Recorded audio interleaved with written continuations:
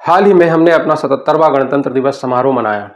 लेकिन क्या आपको पता है कि हम 26 जनवरी को ही अपना गणतंत्र दिवस क्यों मनाते हैं? अगर नहीं जानते तो इस वीडियो को अंत तक जरूर देखें और जानकारी पसंद आए तो लाइक का बटन दबाएं और चैनल को सब्सक्राइब करना न भूलें। दरअसल हमारा देश 15 अगस्त सन 1947 को आज़ाद तो हो गया था, लेकिन देश में कानून अंग्रेजों वाले ही चल रहे थे। हमारे पास अपनी सरकार थी मगर अपना संविधान नहीं था। इस कमी को दूर करने के लिए संविधान सभा का गठन किया गया। संविधान सभा के गठन के लिए ब्रिटिश सरकार द्वारा एक कैबिनेट मिशन भारत भेजा गया था, जिसमें ब्रिटिश सरकार के 3 कैबिनेट सदस्य थे, जिनके नाम हैं Lord Pethick Lawrence, Stafford Cripps और एवी अलेक्जेंडर। ये 24 मार्च 1946 को भारत आए और इन्होंने अपनी योजना 16 मई 1946 को प्रकाशित की, जिसे कैबिनेट मिशन योजना के नाम से जाना गया। इस योजना के अनुसार जुलाई 1946 में संविधान सभा का चुनाव हुआ और संविधान सभा के लिए 389 सदस्य संख्या निश्चित की गई। उस समय भारत की जनसंख्या करीब 40 करोड़ थी, तो प्रत्येक 10 लाख की जनसंख्या पर एक सदस्य संख्या निश्चित हुई, जिसमें से 292 जो हैं वो ब्रिटिश प्रांतों के प्रतिनिधि, 4 चीफ कमिश्नर क्षेत्र के प्रतिनिधि एवं 93 देशी रियासतों के प्रतिनिधि थे। संविधान सभा के चुनाव होने के बाद 9 दिसंबर 1946 को संविधान सभा की पहली बैठक आयोजित की गई एवं इस दिन से लेकर 2 साल 11 महीने और 18 दिनों की लंबी मेहनत और संघर्ष के बाद 26 नवंबर 1949 को संविधान बनकर तैयार हुआ, जिसमें कुल 64 लाख रुपए का खर्च आया। करीब 64 लाख रुपए लगभग थे, क्योंकि जो सभी सदस्य थे वो फ्री वर्क नहीं कर रहे थे, उन्हें उस कार्य के लिए वेतन भी मिलता था और बाकी अन्य खर्च जो थे स्टेशनरी वगैरह ये सब मिलाकर करीब 64 लाख के लगभग खर्च हुआ।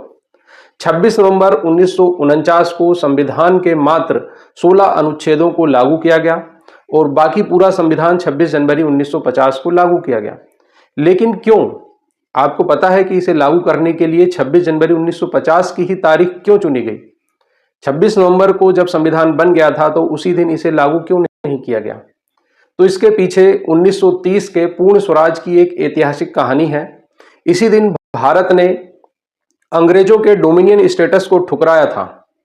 24 जनवरी 1950 को संविधान सभा की अंतिम बैठक हुई और इसी दिन संविधान सभा के द्वारा डॉक्टर राजेंद्र प्रसाद को भारत का प्रथम राष्ट्रपति चुन लिया गया। संविधान सभा 26 जनवरी 1950 से 1951-52 जब तक आम चुनाव हुए और नई संसद का गठन हुआ, तब तक अंतरिम संसद के रूप में कार्य करती रही। आपको यहाँ यह जानना भी जरूरी है कि 28 दिसंबर 1885 ईस्वी में मुंबई में एओ ह्यूम के द्वारा भारतीय राष्ट्रीय कांग्रेस की स्थापना की गई थी। एओ ह्यूम का पूरा नाम एलन ऑक्टेवियन ह्यूम था, जो ब्रिटिश कालीन भारत में सिविल सेवा के एक अधिकारी थे। इस भारतीय राष्ट्रीय कांग्रेस द्वारा प्रतिवर्ष अलग अलग स्थान पर अपने अधिवेशन आयोजित किए जाते थे एवं सरकार से जो है भारत की स्वतंत्रता को लेकर मांगे की जाती थी। इसका पहला अधिवेशन 1885 ईस्वी में मुंबई में हुआ था और जिसकी अध्यक्षता व्योमेश चंद्र बनर्जी के द्वारा की गई थी। इसी भारतीय राष्ट्रीय कांग्रेस का 45वां अधिवेशन 1929 ईस्वी में लाहौर में हुआ, जिसकी अध्यक्षता भारत के पहले प्रधानमंत्री जो बाद में बने पंडित जवाहरलाल नेहरू के द्वारा की गई और इसी अधिवेशन में पूर्ण स्वराज की मांग की गई एवं 31 दिसंबर 1929 की अर्धरात्रि को इंकलाब जिंदाबाद के नारों के बीच रावी नदी के तट पर भारतीय स्वतंत्रता का प्रतीक तिरंगा झंडा फहराया गया। इसके बाद 26 जनवरी 1930 को पूरे राष्ट्र में प्रथम स्वतंत्रता दिवस के रूप में मनाने का निश्चय किया गया। इस दिन पूरे राष्ट्र में जगह जगह सभाओं का आयोजन किया गया। इसके पहले भारतीय राजनेताओं द्वारा अंग्रेजों से डोमिनियन स्टेटस की मांग की जा रही थी। डोमिनियन स्टेटस का मतलब होता है ब्रिटिश साम्राज्य के भीतर एक अर्ध स्वायत्त राज्य का दर्जा, जहां देश आंतरिक मामलों में तो स्वतंत्र होता है लेकिन राष्ट्र अध्यक्ष जो है वो ब्रिटिश सम्राट ही होता है। और आपको ये जानकर आश्चर्य होगा कि 15 अगस्त 1947 से 26 जनवरी 1950 तक भारत एक डोमिनियन स्टेट था। जी हाँ, भारत एक डोमिनियन स्टेट ही था। जब 26 जनवरी 1950 को हमारा संविधान लागू हो गया तो हम फिर संप्रभु राष्ट्र बनकर उभरे। 26 जनवरी 1950 को संविधान के लागू होने के साथ ही भारत सरकार अधिनियम 1935 खत्म हो गया। भारत औपचारिक रूप से एक संप्रभु लोकतांत्रिक गणराज्य बन गया। बाद में 1976 में 42वें संविधान संशोधन के जरिए संविधान की प्रस्तावना में समाजवादी और धर्मनिरपेक्ष जैसे शब्द जोड़े गए। संविधान लागू होते ही लोकतांत्रिक संस्थाओं की पूरी ताकत और अधिकार मिल गए। यह एक नए युग की शुरुआत थी। अब आप यहां सोचेंगे कि भारत 1947 में आजाद हुआ और भारत का संविधान सन 1950 में लागू हुआ, तो इस बीच भारत का लोकतंत्र कैसे काम करता था, भारत में कौन सा कानून चलता था? तो मैं आपको यहां पर यह स्पष्ट कर देना चाहता हूं कि इस बीच भारत में अंग्रेजों का बनाया हुआ भारत शासन अधिनियम 1935 लागू था और इसी के तहत भारत के लोकतंत्र को चलाया जाता था। भारत शासन अधिनियम 1935 में कुल 321 अनुच्छेद और 10 अनुसूचियां थी।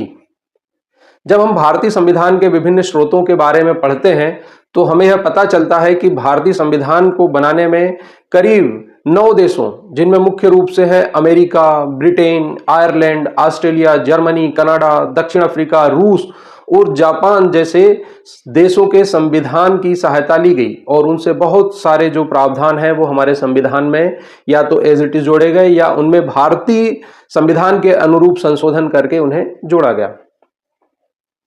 लेकिन जो सबसे बड़ा भारतीय संविधान का स्रोत है वह है भारत शासन अधिनियम 1935। संविधान के जो 395 संविधान के अनुच्छेद हैं उनमें से लगभग 250 में से ज्यादा 250 से ज्यादा जो भारत शासन अधिनियम 1935 से या तो शब्द ले लिए गए हैं या तो शब्द ले लिए गए हैं, कुछ थोड़ा जो परिवर्तन है करने के बाद परिवर्तन संविधान में जोड़ा गया, बाद उसे संविधान में जोड़ा गया। ये थी 26 जनवरी गणतंत्र दिवस से जुड़ी भारतीय संविधान के गठन से जुड़ी हुई संविधान के गठन से जुड़ी हुई कुछ महत्वपूर्ण जानकारियां। अगर आपको यह वीडियो अच्छा लगा है तो इसे लाइक करें, अच्छा लगा है तो इसे लाइक करें, चैनल को अपने दोस्तों तक इसे शेयर करें। अपने दोस्तों अगले वीडियो में मैं चाहूंगा कि संविधान से जुड़े हुए और भी सामने रखूं, जैसे कि इसका गठन कैसे हुआ, जैसे कि इसका गठन कैसे हुआ, स्रोत कैसे लिया गया, कौन सी समितियां इसमें काम कर रही थी, समितियां इस प्रकार कर रही, उस समय कंडीशंस प्रकार की, उस समय क्या सुझाव दिए, किसने क्या बहुत सारी महत्वपूर्ण जानकारियां, जो है महत्वपूर्ण जानकारियां जो है वो मैं आपके सामने लेके अगर ये वीडियो बहुत अच्छा चला, आपने इसे सराहा, आपने इसे शेयर किया तो मेरा उत्साह बढ़ेगा। इसलिए आपसे अनुरोध बढ़ेगा कि इसे शेयर जरूर करें, लाइक भी करें, जरूर करें, लाइक भी करें और चैनल को सब्सक्राइब करें। हमें बहुत बहुत धन्यवाद करें।